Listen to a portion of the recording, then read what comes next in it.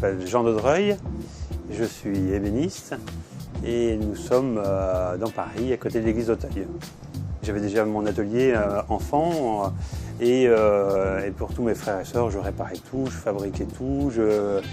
Voilà. Et la matière me plaisait énormément. Je m'ennuyais sur les bancs d'école et donc j'ai décidé de suivre un cursus vers un CAP. Et après, je me suis spécialisé dans la restauration parce que dans la restauration, il y a toutes les matières. Il y a énormément de choses, beaucoup de contraintes. Et là, je peux vraiment m'épanouir et toucher à tout. Les techniques d'ébénisterie restent quand même relativement classiques.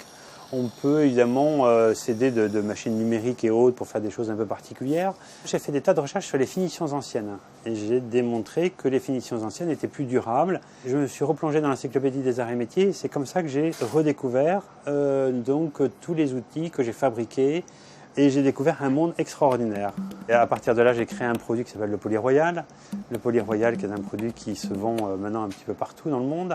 Et il y a d'autres produits qui vont sortir. Et à l'heure actuelle, j'ai signé un contrat avec le Cri de Bois et on va développer tous les outils du poly. La peau de chien de mer, la prêle, les faisceaux de jonc. Alors on dirait presque qu'il est du XVIIIe siècle à force d'être utilisé. Et cet outil, alors on met un peu de cire sur le bois. Et avec le faisceau de jonc, on vient réchauffer la cire, la faire pénétrer dans le bois et donner le dernier brillant. Voilà. Et on a un glacis, on dirait un vernis. En revenant en arrière, en fait, j'ai démontré que on arrivait à une finition de meilleure qualité, plus durable, d'une plus grande perfection. Je pense que l'artisan a quelque chose de particulier, c'est qu'il est toujours en recherche. C'est lui qui a fait le monde moderne, hein, quelque part.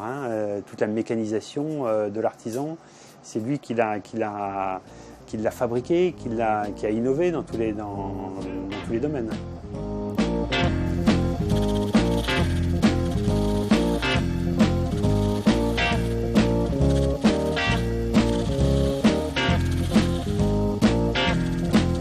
J'ai formé beaucoup d'apprentis. J'en ai formé une quinzaine à peu près.